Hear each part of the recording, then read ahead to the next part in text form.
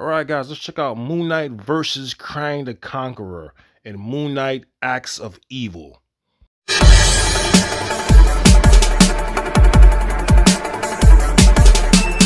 What is going on, guys? What is going on? I've been quarantined due to this madness going on in the world, so I've been reading old comics, new comics, all type of comics. But since Netflix is gonna make a Moon Knight series, I might as well, put up some, uploads of Moon Knight, give you a synopsis of some of the comics to give people out there who want to know some information on the character, because a lot of people don't know who Moon Knight is. A lot of people who do know of Moon Knight think he's a fake Batman. It's far from the truth. Maybe they have similarities, but it's far from the truth. So I want to go over the comic I never read before, Acts of Evil. I never read this comic. I stopped reading Moon Knight probably in the 90s, and I didn't read some of the new stuff, the Brian and Michael Bendis stuff. I didn't read any of that stuff, so I'm gonna go over this. And this was a pretty good book, but pretty much the story starts where you see 25,000 BC, where you see an Egyptian follower of Khonshu. Khonshu is the god of the moon, and he's the person that kind of saved Mark Spector's life to give him his powers, not really powers, to make him Moon Knight, and he became an avatar of Khonshu, calling himself Moon Knight. Now you have this avatar of Khonshu, this Moon Knight, that has 3 totems in his possession that can reshape time. You have some enemies coming in trying to steal these totems for themselves. Then you have KRANG the Conqueror, shows out of nowhere. He kills 2 of the priests, takes the totems for himself because he wants to reshape time in his own image. So he goes into the time vortex. Khonshu is there. Him and Khonshu have a dialogue together. Pretty much Khonshu is telling you that no matter where you go, what time you go, my followers are going to stop you. My Moon Knights are going to stop you. So Khonshu laughs at this guy, laughs it off. He tries to use totems, but he can't because something happened where one of the Moon Knights from that timeline, the Egyptian timeline, damaged his armor or whatever, and the totems go flying into different timelines. So KRANG the Conqueror has to retrieve these 3 totems to reshape time in his own image. So he has to go to different timelines to find these totems. So we go into the modern day time where you see KRANG the Conqueror has reshaped the earth, has reshaped time in his own image. He has won. The future, the present day is screwed up. So you see these 2 followers of Khonshu getting jumped in the alley. Moon Knight saves them, and the Khonshu shows an image of himself to Moon Knight, telling him what to do to go through time and stop these guys. The followers show Moon Knight a time rift that Khonshu probably left in different timelines, so Moon Knight can go in there and redo what KRANG the Conqueror has done. So Moon Knight's first stop is in the Western time or whatever, and you see like a cowboy Moon Knight going up against KRANG the Conqueror. The cowboy Moon Knight is shooting silver bullets at KRANG the Conqueror. It's no use. KRANG the Conqueror say, yo, your primitive weapons aren't gonna stop me.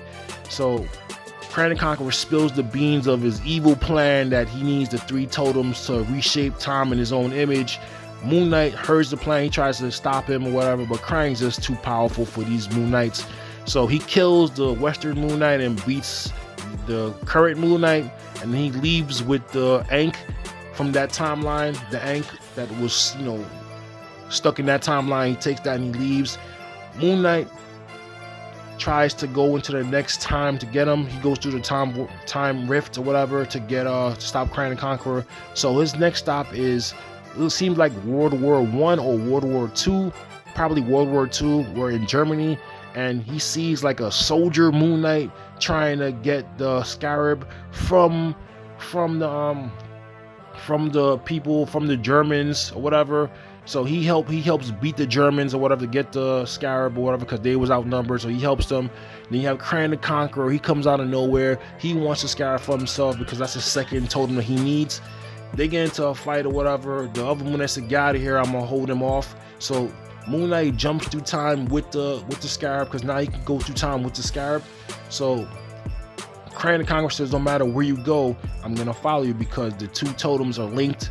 So you can go through any timeline. I'm gonna follow you. So Moon Knight's going through different timelines. There's different Moon Knights there from different eras.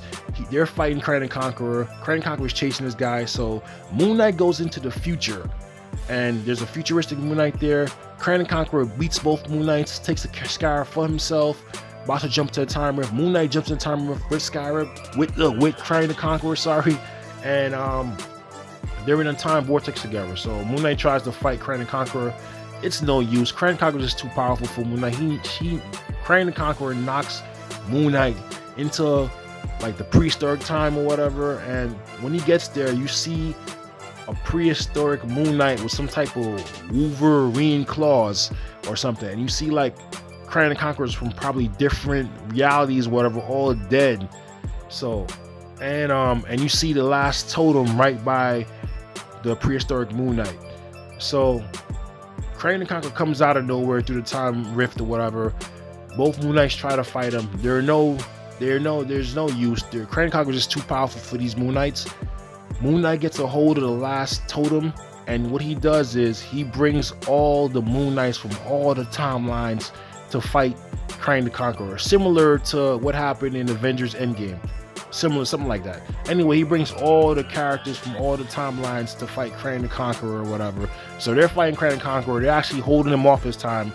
Moon Knight gets in possession of all three totems. So what Moon Knight does is he sends KRANG the Conqueror into some type of time prison. Some type of time prison where KRANG the Conqueror is stuck there through time. So Moon Knight is conflicted. What should he do? Should he redo what KRANG did? Or should he remake the world in his own image where there's no crime, there's peace, there's no war? So what Moon Knight does is he gives the three totems to the prehistoric Moon Knight because her faith is pure. She's not conflicted like he is. So she reshapes time, and she undoes what KRANG has done. Moon Knight goes back into current time. Everything's back to normal. Khonshu and Moon Knight have a dialogue together, and Khonshu pretty much tells Moon Knight that most of my avatars, most of those Moon Knights throughout time aren't going to exist anymore. They're not going to know anything of him. Even the prehistoric Moon Knight is not going to know anything of him. So that Moon Knight is stuck in a time vortex for all eternity to guard those three totems or whatever, and all she has is her faith. And that's where the comic ends. This comic was pretty good. I wish I would have read it when it first came out, but like I said before, I stopped reading Moon Knight comics in the 90s. But since there's a quarantine going on, since there's no social social distancing or whatever, social distancing, you can't go outside, you can't do nothing, I'm stuck in the house reading comics and watching old movies. But hey guys, like my content, rate, comment, subscribe, take it easy. Later.